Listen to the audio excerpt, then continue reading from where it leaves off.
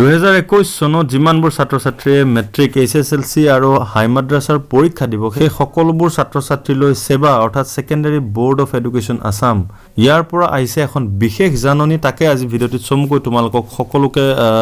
কম বুলি ভাবিছো দেখুৱা বুলি ভাবিছো জাননীখন আৰু এই জাননীখন সকলো স্কুলে অসমৰ যিমানবোৰ স্কুল আছে সকলোবোৰে ইয়াৰ মানিব লাগিব পালন কৰিব লাগিব আৰু মই উলিয়াইছো এখন হৈছে সেবাৰ অফিচিয়েল ৱেবছাইট পেজ আৰু ইয়াতে সেই জাননীখনৰ বিষয়ে উল্লেখ আছে মই তোমালোকক দেখুৱাও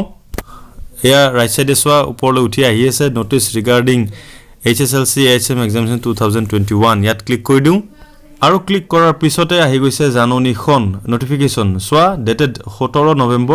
নৱেম্বৰ তাৰিখে এখন পাবলিশ কৰিছে সেবাই সকলো ছাত্ৰ-ছাত্ৰীলৈ সকলো স্কুললৈ আৰু ইয়াত কি লিখা আছে সোৱা প্ৰথম পেৰাগ্ৰাফটো দিয়া আছে যে কোভিড-19 ৰ যেটো পেণ্ডেমিক সিচুৱেচন গোটে বিশ্বজুৰি হল অসমতো ইয়াৰ প্ৰভাৱ পৰিছিলে যাৰ কাৰণে কি মাৰ্চৰ 15 তাৰিখৰ পৰা কোনো ধৰণৰ স্কুলত ক্লাছ কৰিব পৰা নাছিলে সকলোবোৰ ছাত্ৰ-ছাত্ৰীয়ে আৰু ইয়াত বেছিকৈ ক্ষতিগ্ৰস্ত হৈছিলে মেট্ৰিক ক্যান্ডিডেট যিমানবোৰ ক্লাছ 10 ৰ ছাত্ৰ-ছাত্ৰী সকলোবোৰ আৰু সেই পিৰিয়ডটোৰ ভিতৰতে অৰ্থাৎ স্কুল বন্ধ হৈ থকাৰ সময়তে স্কুলসমূহত ছাত্ৰ-ছাত্ৰীবোৰে মিছ কৰিছিলে পৰীক্ষাত বহিব পৰা নাছিলে কোনবোৰ পৰীক্ষা যেনে ধৰণে ইউনিট টেষ্ট হক বা হাফ ইয়াৰলি এক্সামিনেশ্যন হক সমহীয়া পৰীক্ষা এনেকুৱাবোৰ ক্লাছ টেষ্টকে আদি কৰি যিমানবোৰ পৰীক্ষা সেই পৰীক্ষাবোৰ স্কুলত হোৱা নাছিলে বা পতা নাছিলে আৰু ছাত্ৰ-ছাত্ৰীসকলে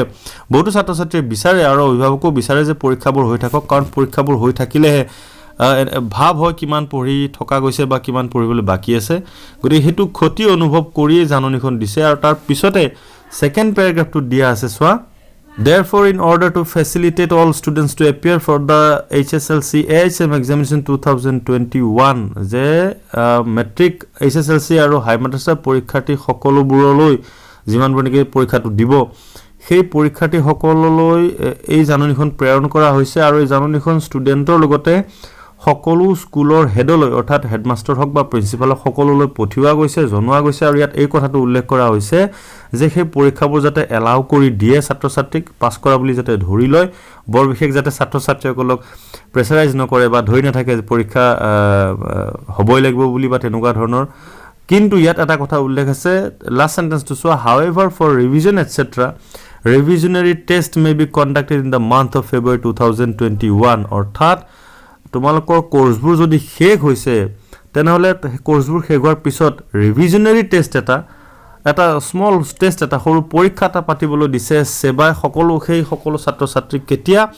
ইন দা মান্থ অফ ফেব্ৰুৱাৰী অহা ফেব্ৰুৱাৰী মাহত সেই পৰীক্ষাটো পাতিবলৈ দিছে গতিকে জাননীখনৰ দ্বাৰা তোমালোকক এটোৱে জনোৱা গল যে তোমালোকে সেই টেষ্টৰ কাৰণে ৰেডি হোৱা নিজকে প্ৰিপেয়াৰ কৰা আৰু নিজকে টেষ্ট কৰিব পাৰিবা তোমালোকে কিমান জানা হৈ আছা বা কিমান নজনা হৈ আছা আৰু যাতে তোমালোকৰ এই পৰীক্ষাটোৰ জৰিয়তে সেইখিনি জ্ঞান আহি যায় আৰু তোমালোকৰ যেটো মেইন পৰীক্ষা এইচএসএলসি পৰীক্ষা বা হাই মাদ্ৰাছাৰ যেটো মেইন পৰীক্ষা সেই পৰীক্ষাটো যাতে তোমালোকৰ ভাল হয় তাৰ কাৰণে এটো এনেকুৱা এখন নটিফিকেশন দিছে গতিকে তোমালোকে প্ৰিপেয়াৰ কৰা ৰিভিজনাৰী টেষ্টৰ কাৰণে খুব সোনকালে দুইদিনতে হয়তো স্কুলৰ পৰা ফালৰ পৰা তোমালোক সকলোলৈ জাননী আহিব পৰীক্ষা ৰুটিন হয়তো আহিব আৰু তোমালোকৰ পৰীক্ষাত বহিব লাগিব তে আজি ভিডিঅ'টি দেখিনি আছিল তোমালোকক জনাবৰ কাৰণে নতুন যদি কিবা ইনফৰমেশন পাও পৰীক্ষা ৰিলেটেড মেট্ৰিক বা হাই মাদ্ৰাছা তেনেহলে মই নিশ্চয় জনাই থাকিম লাগি থাকিবা মোৰ ভিডিঅ'সমূহ এনেদৰে ভৱিষ্যতে এটি নতুন ইনফৰমেশন লৈ খুব সোনকালে তোমালোকৰ সন্মুখত উপস্থিত হ'ম তেতিয়ালৈকে মোক বিদায় দিয়া ধন্যবাদ